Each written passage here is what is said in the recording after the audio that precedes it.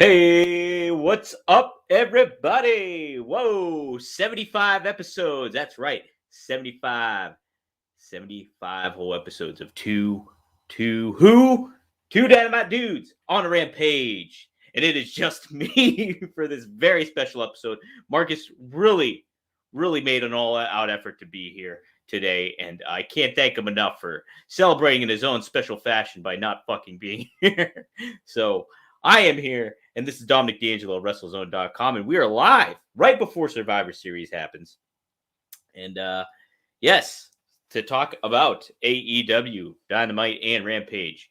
I thought overall it was a pretty interesting and productive week of AEW. Maybe not like a super duper crazy show to write home or go home about, but there were some good announcements and things developed and things got pretty interesting in a lot of ways that I'm very excited about seeing how this all develops further down the road when it comes to like, hey, winter is coming and then some. So yes. Overall, I think a productive show set a week for AEW, and we will get to it starting off. I do want to say, since this is right before Survivor Series, and you know what? I haven't really watched WWE that much. Thankfully for WrestleZone, I don't have to cover WWE that much, so I just keep tabs on it, just so I'm informed and aware of what the product's doing. But I am fortunate enough I don't have to watch it, I feel a lot of ways. But Survivor Series has always been one of my favorite pay-per-views when it's done right. And it hasn't been done right in how many years, even taking sabbaticals, all that thing. And, we've had bragging rights, I remember, but then it's just this stupid brand supremacy thing. I don't give a shit about Raw. I don't give a shit about SmackDown loyalty. What I care about is stars and teams and friends. Okay. And they got rid of all that stuff, for a very long time. It's always been about like, oh, how are these guys going to get along or how are these gals going to get along in this match. And I don't care about that. I don't care about that storyline, but they do it every freaking year. And there's nothing at stake. And the promotion for this year has been flat. Nothing. So upsetting to see, but I mean, I think there's talk of The Rock coming back tonight for his 20th. Who was Mr. Survivor Series? I think it might have to be The Rock, correct? Not only did he debut there, but he won the title there. And then, yeah, he's just synonymous with it. There's just been a lot of big aspects. I want to say didn't he have his return match actually officially there when he fought, he tagged with John Cena and The Miz against The Miz and R-Truth or something? I think that was like his return match or something. I don't know. Just, he kind of feels like Mr. Survivor Series to me.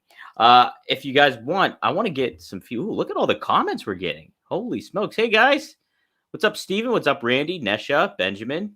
How are you guys doing? I know we're always on pay-per-views before shows. It's ridiculous. I'm like, hey, we could compete against these guys. No, it's weird. That's just how the timing works out. Marcus is typically able to do these on Sunday nights. So I'm like, let's do Sunday. Let's do a day where we can do it. And yeah, sure enough, there's wrestling on. But yeah, that's why I wanted to tackle. This will be a smaller episode, I guess. We'll go over a few things, obviously, and I want to answer your guys' questions. Kevin, how are you doing? Doing good? Yep, still staying safe from the coronavirus. Thanks for tuning in. Rich says, I'm going to enjoy a slow build to Adam Cole versus Kenny Omega next year. You know what? I did like that a lot, Rich. I'm glad you brought that up because I was so focused on what Adam Cole has been doing, not with, just with Bobby Fish and the tension there, but Jungle Boy. And what's going on with that. And I think that's an intriguing storyline, but yeah, they're really planting some seeds, are they not? Like, heck, even you can see Kyle O'Reilly get in the mix here at some point. Like, he's not long for the NXT world. So it'll be neat to see him. We'll get into that in just a second.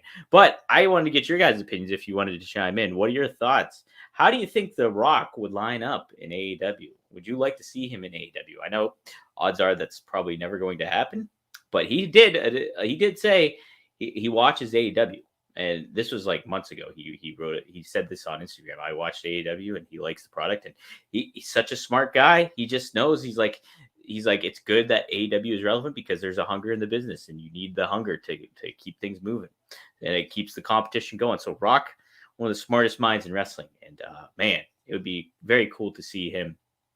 Heck, he will pack a punch if he comes to Survivor Series tonight. Just even that intrigue of him and Roman Reigns. But I would like to, I think if he went to AEW or even made like a couple appearances there, holy crap, that will make the needle really, really change in a lot of ways. And you know what? Like there was always that thing before Tony Khan came around that I always thought like, man, what if The Rock was like, I care about wrestling so much that I want to create competition for WWE and I want to get the business back in motion because I always thought like, because, you always hear, and this is true, is like the only way you could compete with Vince McMahon is if you had a very, very rich person put all the money into it and go all out, get a TV network deal, all that stuff. Tony Khan did that. But before that, I was always like, man, somebody that could maybe do this is The Rock if he got investors in and everything like that. But heck, it kind of like, it's still neat to see him. I always like seeing The Rock. The Rock is truly one of my favorite wrestlers of all time. He got me into the Attitude Era more so. It was initially Ken Shamrock got me into the Attitude Era, but then I kind of, him in that feud with The Rock is really what got me kicking in WWE. Like I was a WCW Nitro NWO kid. So going from that to WWE I got to credit the People's Champ for that. So happy 25th to The Rock. Always will be one of my favorites. Great stuff. Let's see what you guys have to say here. I think we see Rikishi before we get to Rock. I think that's a bit true. I think the odds are a lot better than that. Benjamin, they cut 8 people. We're going to get into that. Maybe I'll kick that off with that kind of discussion is that. Geez, let me pull that up here. Hold on a second. 3 cuts. Let's see. All right, let's see. So 8 people got released. It was Hit Row, crazy, just insane. Like Shane Strickland's like a top wrestling talent across the board. Former MLW heavyweight champion Shane Strickland, Isaiah Swerve Squad, if you're not familiar. And then Top Dollar I think he has a lot of cachet, not only from an athletic background, but from an overall talent background. I think, they are a faction that could be very viable. And they talk about the black athlete and what WWE has done very well with Big E is let Big E be himself. And same with Xavier Woods too. And I think it's a very positive thing, but I think Shane Strickland is another one of those guys that could really pack a punch in a promotion as like this cool top African-American star. That's a main eventer. I really feel that way. Adam Cole has a lot of roots with Shane Strickland as they both grew up in Middle Pennsylvania and Lancaster area. So they're both from the same area. So they have some ties back then. And Adam Cole, right before he left NXT, said, hey, I would love to fight Shane Strickland. He's on my tab. And like, he was like, even if it's a year in advance, and look where the landscape is now. So I think that would be very awesome. But yes, Tegan Nox was also released. John Morrison also released. So very underutilized. Drake Maverick. Man, did you guys see his promo that he did afterwards? The narrative that he produced was great. Like him just cry. Like I was like, oh no, he's doing another one of these things. And then it just boom, totally changed tone. What a star. And even John Cena retweeted him and was like, hey, you got to follow this. Man, it was good to see. Like Drake Maverick, I never really saw his work as Rockstar Spud and Impact, but he can very well make an impact no matter what he does, whether that's wrestler or as like a talent that's a personality. He would be a huge option for I think AEW to wrap up and get. The landscape of wrestling is always changing right now, especially ROH out of the mix apparently, and just a lot of different things kind of changing. There's still some viable options for these talents to make a name for themselves out there and still keep fresh and still keep relevant. And Drake Maverick's very capable of that, I feel. John Morrison, I like a lot too. And I was like, wow, if WWE gets him, they're going to use him in the proper way. They did not even move from square one with John Morrison. I was like, okay, they're pairing him with The Miz. That's okay. We've seen this before, but it makes sense. It's only going to be a little bit. Nope. The whole fucking time he was there. And then that was it. Then he was out. Then he was doing yoga or meditating in the back. And then that's all we've seen of John Morrison. Soon to be maybe Johnny Elite. Soon to maybe be Johnny Dynamite or Johnny Rampage. maybe even Johnny Major League. That'd be pretty nice. But yeah, it'll be interesting to see where that goes. Johnny Impact would be all right, I think, too. Yeah, Hit Row, very much a head scratcher. Stone Cold versus Hangman Page, beer drinking contest. I like it, Steven.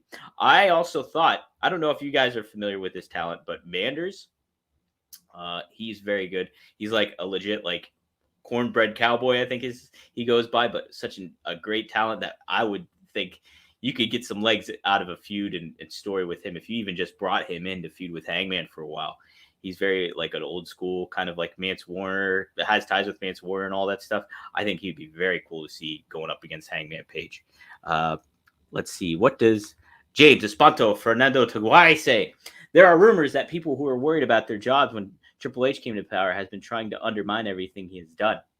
You know, WWE is wrestling in general is a political game. So I would not be surprised from that. I'm sure there's a lot of pissing contests going on where everybody's trying to vie for a spot, trying to find how they can make their name known and get their creative thoughts and input out there.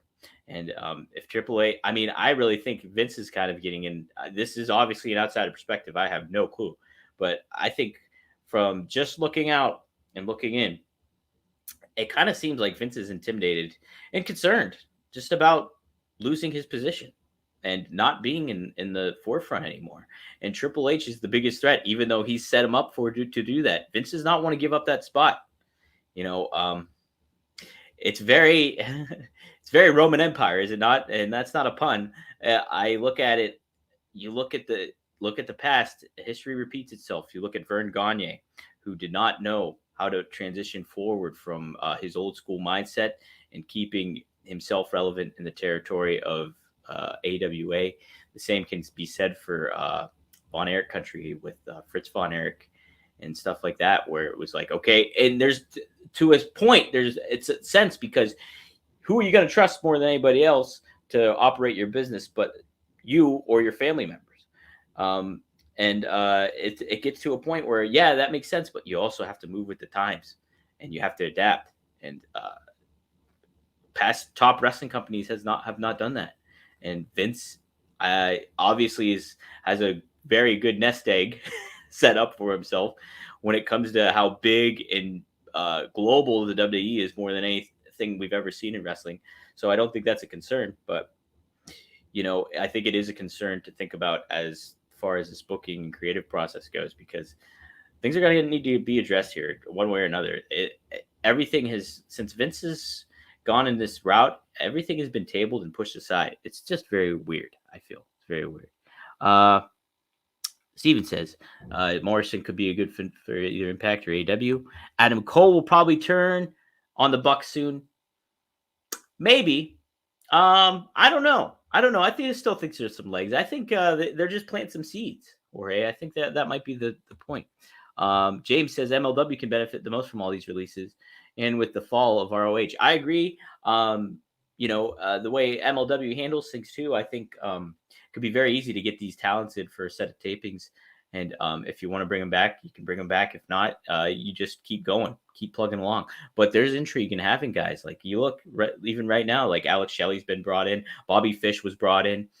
Lee Moriarty's been brought in. Enzo has been brought in. And that's a polarizing one. But I give a lot of reasons as to why Enzo makes plenty of sense to fit into Major League Wrestling. Tune into the Major MLW Fusion Fight Report if you want to hear about that.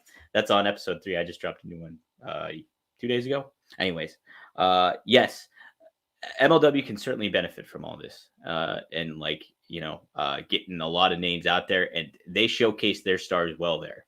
They give them the opportunity to shine and put a spotlight on them. So, Steven, you disagree with me on Omega turn face whenever he comes back from shoulder.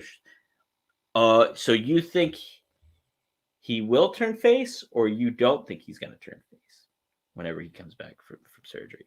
I think they should keep him as a heel, honestly. I don't think they should change from that. I think it should be Cole versus Omega. I think that's what people want to see, a babyface Cole. I mean, you look at it, the proof is in the pudding. Like, Cole shows up, fans are popping like crazy, even though he's a heel. I think I think Jorge's point here that splitting him up from the Bucks would make a lot of sense in the long term because he is such a standout star on his own. And I mean, there's something to be said with him leading something like a revitalized Undisputed Era in comparison to being a part of the Super Click. I think it makes a lot of sense. I think it really does. And heck, NWA also, yes, they're kind of on the fringe of things. I would say the NWA. I like the look of their promotion and everything like that, but they do a lot of head scratching stuff for my taste in a lot of ways. I love Trevor Murdoch. I love the Pope. I think he's great. Nick Aldis is like the old school kind of champion, everything like that. Like the things are in place for there. I think operationally, there's just some hiccups there. But overall, yeah, NWA. There's options. There is options, and New Japan. I mean, you look at it. Jonah Bronson Reed just showed up in Impact. Has been a part of New Japan. Now Eddie Kingston is announced for a New Japan event too coming up. Friend of the show, Mike Knox. Wow, that's a name I haven't heard in a while. Man, that's a name. James, maybe Vince wants to end his version of the ancient Roman Empire with him. That's true. I don't know.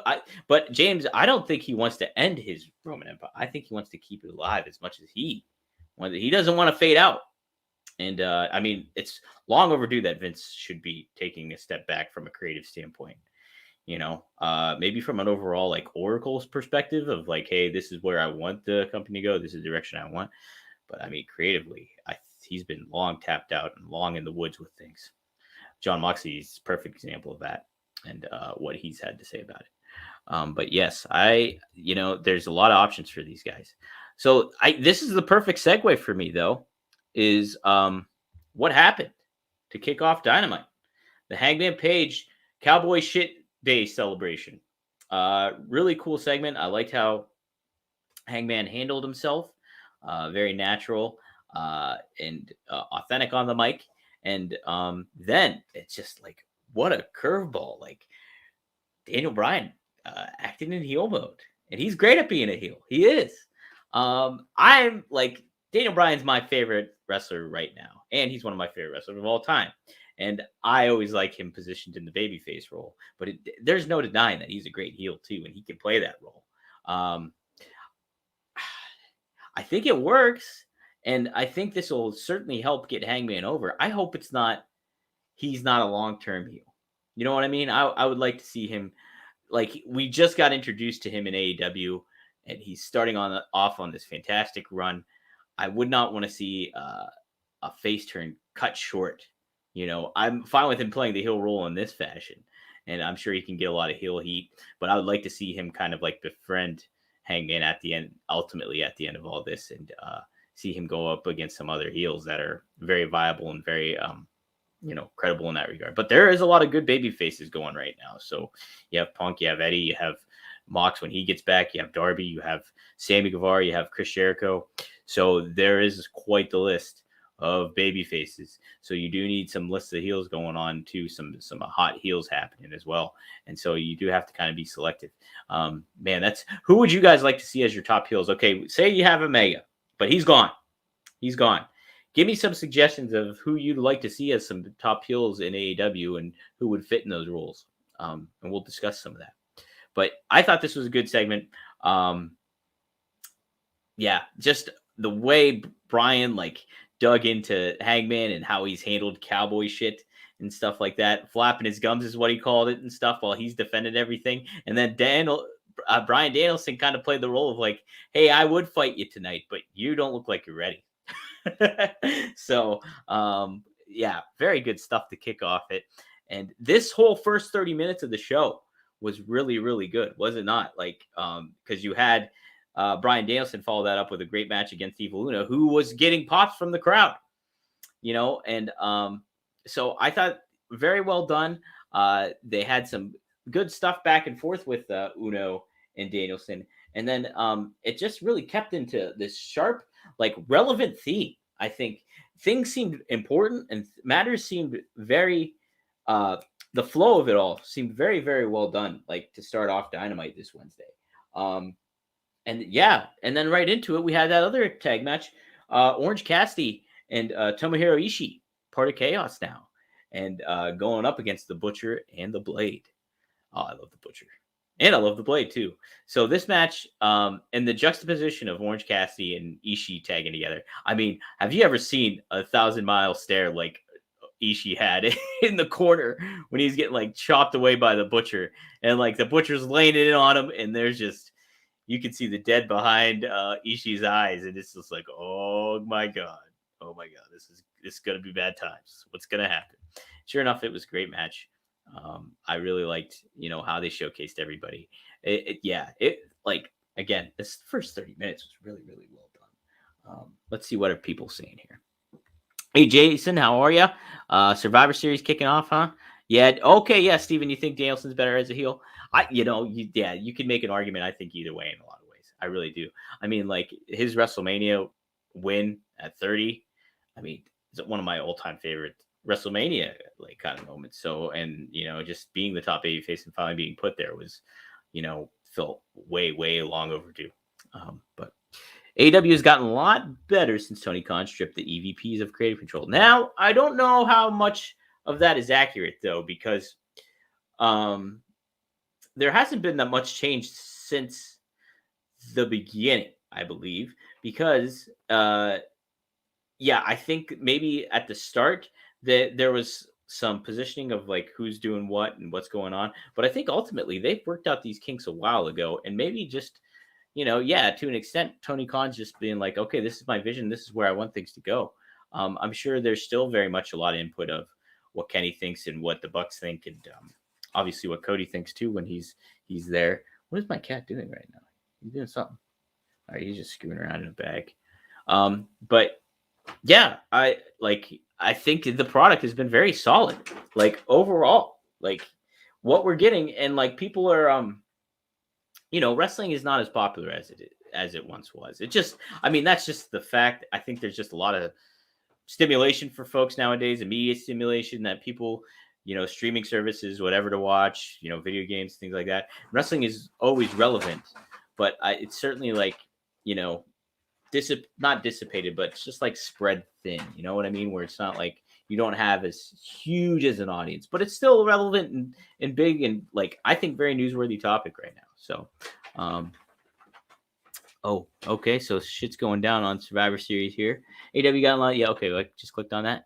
But yeah, with all that, the overall creative vision, I think AEW is pretty damn rock solid, and there's some neat stuff going on. We saw a lot of that start this week. Danielson, perfect example. And then here we go, CM Punk and MJF. Not a word was said by CM Punk, and I think that's the way to handle it, because I was like, he came out and I noticed right away, I was like, he does not have a mic in his hand. Nothing. He's not going to say a damn word to him, and sure enough, he didn't. But heck, how much intrigue does that build? Because when we get to see those two go back and forth on the mic with one another, it's going to be something special, because immediately, like when Punk came into AEW, that's the first guy I wanted to see him. Like if I was like number one feud I want to see him with is MJF, and we're going to get that. It's going to be damn cool. So I think they set that up very nicely, very nicely. Now I will say with a lot of these that it seemed a lot of these seem sudden, right? Like they just hit the reset button after Full Gear, and we're starting on new feeds. But I think that's not a bad thing. Sometimes I think getting right to something is okay too. I just made note of it. I was like, wow, these are just happening right away. Like they're not. There's no a lot of transitions. Like Darby, he's like transitioned away from MJF, and then obviously MJF, obviously Bryan Danielson, Eddie Kingston now. There's just a lot of different shifts in focus going on, and that's a good thing. I think it's fine. Starting a new year, starting on a new station, all that stuff. So there's setting things up and getting things ready for what's down the road when it comes to like winners coming, going to TBS, Owen Hart Memorial Cup tournament. I believe the next pay-per-view's Revolution coming up at some point. Stevenson, is he there? Huh? How about that? Wow. Okay, can't think of a name, but the Olympic gold. Oh, okay. He was wrestling last night. That's right. I did see that. All right. I'm getting off topic here. But yeah, Sammy versus Jay Lethal was the main event. And that was that was quite the match. They had that crowd in Norfolk going. And you know what? When Norfolk, the crowd itself, I was almost like, when the show started off, is it going to be a good crowd? Because they just seemed a little toned down at first, but they got fired up for a lot of stuff. Norfolk did, and played into a lot of. I think that's a real good benefit, is what AEW does, is they lend themselves to the crowd and getting that crowd heat. Like, I think the crowd really wants to be a participant, an active participant, and AEW is very good at cultivating, getting a reaction from that crowd. So things feel like a big deal, when the crowd is hot, and it just really stands out in those arenas. And Norfolk, I think they were really into this main event, and back and forth it went. Obviously, Sammy Guevara retained the title. The two shook hands, and, with Inner Circle, that gave him credit to Jay Lethal.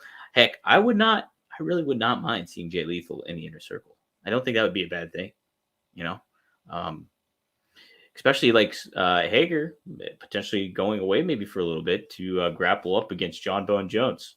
That announcement was made yesterday. Fury Grappling. He's going to New Jersey. I was not aware that grappling was just grappling. I just thought it was a name for, a different MMA fight league, but no, it's grappling. So you can't strike one another.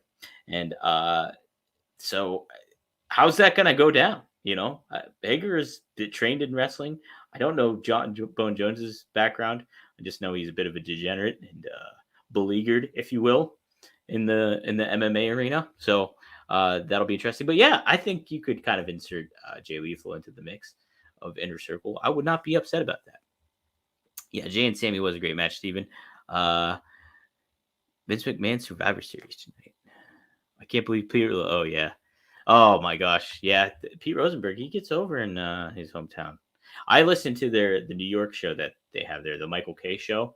ESPN, obviously I'm a Jets fan, so I listen to a lot of what their input is. Pete's all right on there. I just don't think his takes on wrestling are that very good, to be honest.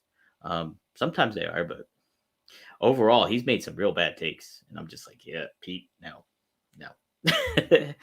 Okay, so what else do we have going on here? We did have the continuation of the TBS Women's Title Tournament with Akira Shida and Nyla Rose. Yes, I thought this was Nyla Rose's best AEW match to date. And it told such a good story. Like, they played into Akira Shida being injured and Nyla Rose taking advantage of that, and just being a powerhouse. There was a lot of good moments in that match that set them things up. Vicky Guerrero got in the mix. She got hit with the kendo stick, all that stuff, and very good finish with all that. And Nyla Rose advancing makes a lot of sense. And and Akira Shida still keeps relevant and in the mix, by even in defeat. I think she did a very good job. So that was a good match. Dante Martin and Lio Rush versus the Acclaim. Another great match. Another great tag match. I love the Acclaimed. I like, even the polarization with Max Caster when all that came up. I thought it ended up being ultimately beneficial for them because, got their name out there. And there's just a matter of, I don't know, kind of keeping things in perspective and stuff like that. I get it. Like some of that, some of the stuff is like, okay, yeah, don't say that stuff. Don't say it. It's like, you can get away with saying some of the stuff, but it's kind of flying a little close to the sun a lot of ways. But heck, if you're going to be Max Caster, you want to kind of walk that line. It makes sense from a star standpoint of like, okay, I got to be kind of edgy with certain things because that's the character and persona I'm presenting. So you just got to find the balance. Sometimes things work, sometimes they don't. It's kind of like stand-up comedy. If you go, I've tried stand-up once, and when I say try, I mean stood up there for like a minute and then got off the stage. It was not good. But stand-up is always like, okay, I'm going to go. And if you're a major stand-up comedy star, obviously you have your main shows that you do. But a lot of these guys will go to open mics and then just try some stuff out. And they don't want their shit recorded when they're there because they're trying stuff out. Some of the stuff sticks, some of it doesn't. And there's a lot of that can go into wrestling, like stand-up comedy, wrestling, being a musical artist or any creative type where you put yourself out there on a stage, literally or figuratively. You're going to be trying stuff, and some things are going to work and some things aren't, So this with the Acclaimed, I think they got over, and I think they are getting over. And what a compliment to have Dante Martin and Lio Rush. Like Lio Rush, him retiring is like it's just a head scratcher because man, what a talent he is, and him and Dante together, and how they reacted to Max Caster's rap, I really like too. Just the body language they conveyed and everything like that. Very good showcase of two young talents, I'm looking forward to seeing what's going down the line with a lot of these tags. If you got to listen to some of the Ric Flair podcast, the new Ric Flair podcast, they talked about him and Mark Madden talked about the AEW bringing tag teams back to relevancy in a lot of ways. And they are. I mean, you're like, look, you got FTR. I love FTR. The Bucks, you name it. There's just so many good tag teams that are there, and that you could be like, all right, they could make a tag team title run. The Lucha Brothers, obviously, I could just ramble off whoever, but they're there. And so this was a good showcase of the tag matches. Lio Rush and Dante Martin going up against the Acclaimed. I like that match a lot. You know what? As far as that goes, I think that might do it for Dynamite. I loved Eddie's confrontation with Daniel Garcia. I really like the fact that he's like kind of called him out, like, hey, you're letting these guys call you they're your father and you're their son. He's like, I have no respect for you. He's like, I know you're from Buffalo. He's like, Punk wanted to wrestle you. I want to fight you. And so it set it up really well for Rampage next week. Eddie they just got to keep putting the heat on Eddie, the babyface heat, because he is over. He will continue to be over. And I think you can very much put Eddie in the world title picture. Does he need it? He's kind of like a Roddy Piper in a way, where he's just that talent, like he stands out on his own. So he doesn't necessarily need to, but heck, as a fan, it would be very cool to see. Let's get some comments here. Nesha, you were out. I was wondering, you haven't been chatting. Sam and Roberts are both pretty bad. Yeah, it's just like there's this thing about it where it's like, okay, they have that WWE connection, and it's not that that's a bad thing. That's just kind of part of life, there's a WWE connection. But with that comes a little bit of like, I don't know, placating, if you will. It just goes with the territory of that. It's just kind of cringe. And their takes are just like, and you can kind of see in a lot of ways where their wrestling fandom was like, began and then they didn't cultivate it. So like, they watched WWE, but then all they watched pretty much was WWE, and they were fans in the Attitude Era.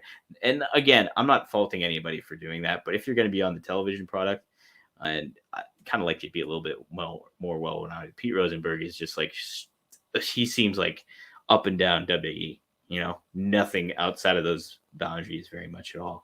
And when you have takes like that, when you give takes like that, like he did with,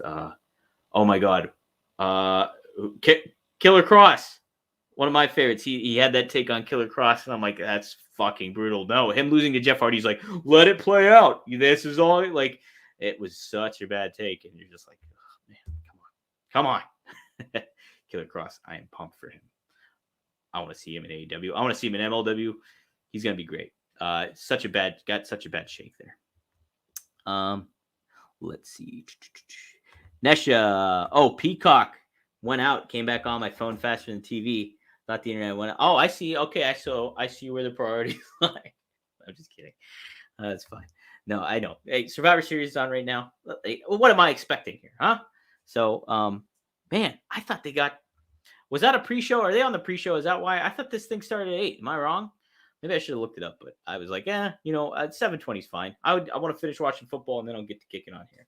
So that's what I have my own priorities too. AW has a great product, Jorge says, and it's fresh every time. I agree. It's like they keep you interested. And I still think every time you tune into Dynamite, it feels like event tune-in television where you're like, okay, something's going to happen here. And something happens, something happens and you get something out of it. And, and it was kind of cool. Who was I talking to? Coworker who's also a friend, who's also a wrestling fan, was like, hey, I hope at Full Gear, they kind of just keep to who they have right now. They don't really need to give us a surprise. They set everything up at All Out with the surprises and with, debuts and all that stuff. But now that we have all these pieces in place, I'd just like to see what they have executed. And they did it. And Full Gear, arguably, you could make a strong argument for that being the pay-per-view of the year. Even up against All Out. Like I said last week, I'm kind of biased at All Out simply for the fact that I was there in a lot of ways, but it also was like Punk's return match. Bryan Danielson did show up as a surprise. Adam Cole did show up as a surprise. You had that great tag match with the Bucks and the Lucha Brothers. You had Eddie Kingston and Miro tear the house down. It was a really, really, really good show. So I don't know. I think you could really flip a coin at which pay-per-view was better, but I think they said a lot of that stuff. So yeah. Okay. So they are on the pre-show. That's what I thought. See, I thought I planned this right. Jeez. All right. Let's talk about Rampage real quick. I thought it was a good show too. I thought, like the set. So I really just liked the opener of it, and you know what? I think just them being, them keeping the fresh tone of the tournament. Jade Cargill really being showcased in a lot of ways. As this big bad, the baddest bitch, or I'm that bitch. That's what it is. And her and Red Velvet put on a hell of a show. I think this, again, to the point, this might have been Jade Cargill's best singles match since she started. And Red Velvet was a great, great compliment to her. I don't think you can discredit either of them. And, Jade Cargill is a polarizing figure because, of how she wrestles and stuff like that. But ultimately, I think there's money in her. And they're building her in the right fashion. And so that match itself was, I think, very well done. The main event, I was kind of like very focused. I had to write a lot of news, so I was on coverage. I did watch it, but it's cool. Is it not cool to see Adam Cole and Bobby Fish together? I thought that was such a neat aspect to kind of see those guys tagging up and then going against Jungle Boy. And then Jungle Boy just getting to showcase himself even further and like getting him put in that position of like, hey, who's the guy you got to be looking out for? And it's Jungle Boy. He's one of the pillars, and they're really leaning into that. So I liked it. I liked it, but I really liked Billy Gunn versus Darby Allin, and I liked the setup for it too on Dynamite. Darby's backstage. Tony Schiavone's interviewing him. Like, what's next for you? He's like, I will get after MJF, and then they're moving on from the feud. And he's like, I want to wrestle the biggest and baddest. Who comes in but Billy Gunn? Billy Gunn in the Gun Club. Billy Ass in the Ass Boys, as Dan Houser would say. And they come in, and Billy wants to challenge him. And then, oh my God, Colton and Austin's asides where they compared Darby to the I Like Turtles kid. And then Darby's reaction to that was like, yeah, you know what? I'll do it. Like, I liked it. It was good. It was like a good babyface reaction. We're like, yeah, fuck yeah, Darby, you don't give a shit. Go wrestle these guys. And sure enough, like, it was a great juxtaposition match. And Billy Gunn, man, I gotta say it. Like, Billy Gunn, you go back to high school Dom, and high school Dom looked nothing like current Dom. Okay, high school Dom had hair, and high school Dom, I mean, I guess everything else is pretty accurate. Awkward, just even more awkward because I'm in high school and everything like that. Wrestling fans still collected wrestling figures, all that stuff. I loved the one Billy Gunn. Him, The Rock were my top two guys in WWE. No joke. I really liked Billy Gunn as the one Billy Gunn. He was my dude. And as the Intercontinental Champion stuff. I like marked out hardcore when he was like the Final Four in one of the Royal Rumbles. Was the one Billy Gunn. I was like, fuck yeah, Billy Gunn, you're the man. I would have loved to see him really get a good feud with The Rock even before that. But anyways, been a big Billy Gunn fan since way back when. So seeing him going up against these newer talents and stars and still looking as good as he does, and how he handled Darby in the match was great. Like him setting him up on there and patting him, like condescending pat on the turnbuckle and walking away. And then the back body drop, the biggest back body drop I've ever seen. Amazing. And then just the story that they told, and they're cultivating that feud even further. And how about it too? How about it? Billy Gunn kicks out at one off of a coffin drop. It takes two coffin drops to beat Billy Gunn. That's how it should be and how it always will be. Billy Gunn's the man. I really like that match. As if you cannot tell. I really like that match. So let's see here. Oh, geez, he turned heel. How about that? What's his name? Damian Priest. I love Damian Priest, Punishment Martinez. Let's see. One of them has to turn heel. Cage, Jungle Boy, or Luchasaurus. Steven, I agree with you. And I know Marcus, Degenerate Brother, who is not on the show tonight, also would agree with you. We want Luchasaurus to turn heel real bad. I think it's time to pull the trigger. Especially Luchasaurus. I think he's the guy you turn. He's the guy you turn. You get him paired up, whether it's with like Abaddon, Lance Archer. This is all just off the top of my head. Not Abaddon. We've been talking about Abaddon forever. But you get him in a dark role, almost akin to like a Lucha Underground kind of vibe. I think, there's a lot of legs with Luchasaurus and him going, him battling Jungle Boy, tired of being in the shadow. It's a classic storyline, all that kind of thing with partners and stuff you can really cultivate there. Yeah, Steven, I'm with you. Good point.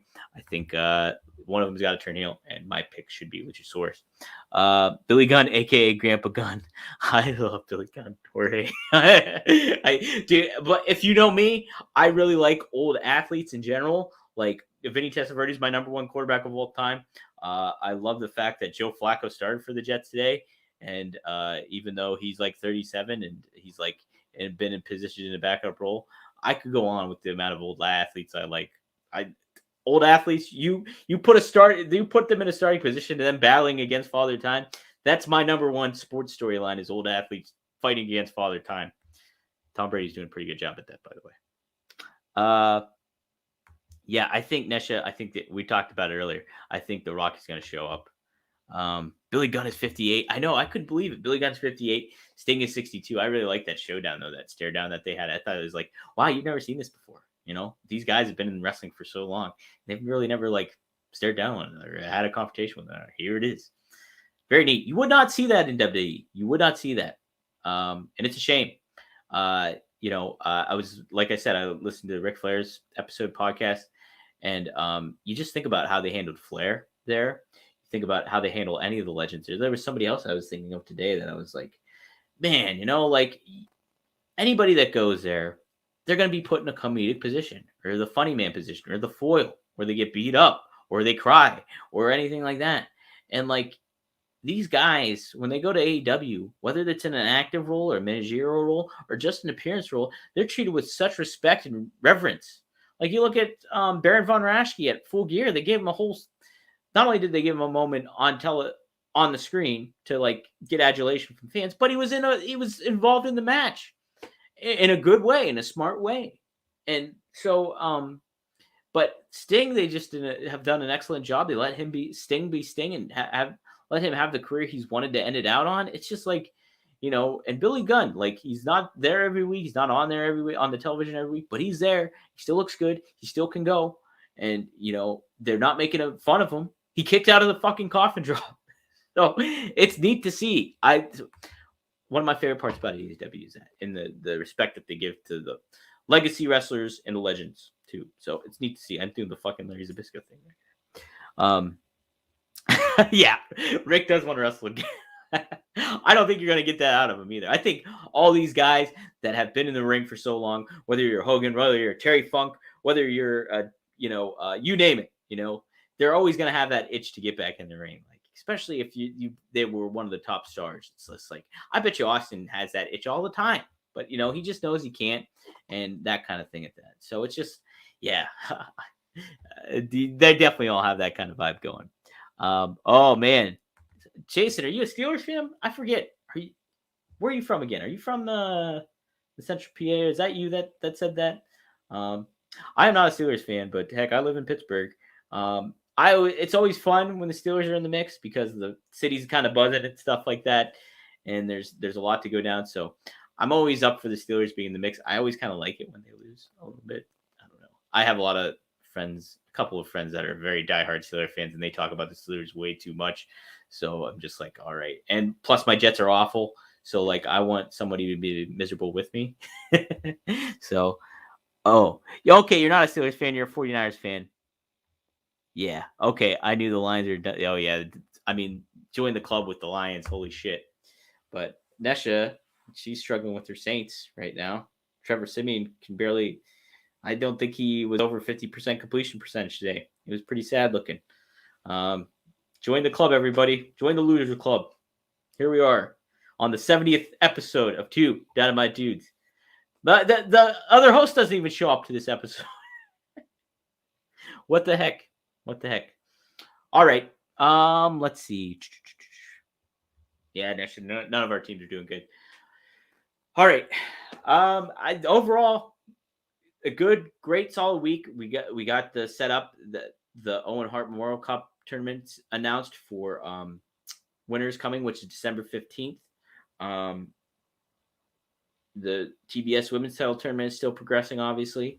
And there's stuff set up. CM Punk's fighting QT Marshall. They did some fun stuff with that on Rampage. You don't have to sell the whole hog here. It's just CM Punk in a good match against a quality wrestler like QT Marshall against a heel in his hometown. It's pretty simple storytelling there. You just knock it out, and they set it up the right way and gave it a little bit of intrigue and stuff with those promos. You have Thunder Rosa going up against Jamie Hayter. Thunder Rosa, one of my favorites, obviously, friend of the show. But it's setting up for good stuff. Obviously coming with Thanksgiving and Christmas and Hanukkah, all that, coming into the play. Everything might be, I don't want to say in a holding pattern because you want to always create interest, but it's like, okay, you don't have to like boom, pop super duper big, but heck, who knows what's going to happen. All right. There could be some wild shit going down, and I'm okay with that too. So no, guys, thank you for joining me on this truncated episode of Two Dynamite Dudes. Wow, Becky and Charlotte starting the whole thing off, everybody, huh? Happy Thanksgiving, Nesha, too. Yeah. Wow, that's pretty crazy. So, what comments, too, about that? See, there's nothing wrong with a little bit of tension going on. Some real life stuff between Becky and Charlotte. Because there's money in that. There's money in that for sure. So, wow, pretty wild they're starting that off. That would be one match I'd be interested in checking out. I could really check it out. I don't know if I will or not. I might just tune in later on. I always it's weird. I hear about the results. I like looking on Twitter as the results are going on. I can't watch it. I just can't sit down and watch it. It's like I watch AEW. I love watching AEW. Love watching Major League Wrestling. NXT is fun. I like NXT. And I have to cover all those. Impact too. I cover Impact. So it's like I get my heavy dose of wrestling. And, to get just if something really changes with WWE, then I'll start watching it. But if I had to cover it too, obviously I'd watch it. But just kind of time to change, and you stay busy. You spin a lot of plates. That's all you do. But all right, guys, I will let you go and watch this pay-per-view. So you guys enjoy. Thank you for joining me. Follow me on Twitter at Dominic D'Angelo. Follow WrestleZone on Twitter at WrestleZone.com. Follow my degenerate brother of ad-free shows, Marcus P. D'Angelo. That's his Twitter handle there. So follow him there. Go check out ad-free shows too if you'd like. They got some good content going in there. I checking out their feed and everything. They're always kicking off some real good stuff and coverage of exclusive content and everything like that. So it's a fun experience to be a part of. From what I know, there's a Discord there that people join in on. It's very communal and everything like that. So give it a check out. Go to adfreeshows.com and take a look and see if that fits your bill and everything like that. So be on the lookout for some interviews coming. Who was it? I think Colin just interviewed Bryan Johnson from ROH.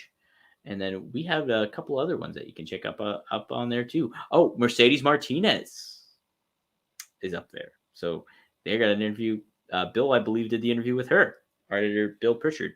So check that out. A lot of good stuff on our podcast feed. You can also, check out my MLW Fusion Fight Report. I'd love to get feedback on it too. If you have any questions, feel free to shoot me a message on Twitter about it. Or if you have any longer feedback, just shoot me an email, dpdangelo@gmail.com. And that's it, guys. Thanks. I'm going to let you guys enjoy this match. Enjoy Survivor Series. Hope The Rock shows up. People's champ. True people's champ. Can't beat The Rock. One of the best. Happy Rock 25. Enjoy Becky and Charlotte, guys. I'll see you next week on Two. It was just one, but Two Dynamite Dudes on Rampage, episode 76. Thanks, guys. I'll see you later, all right?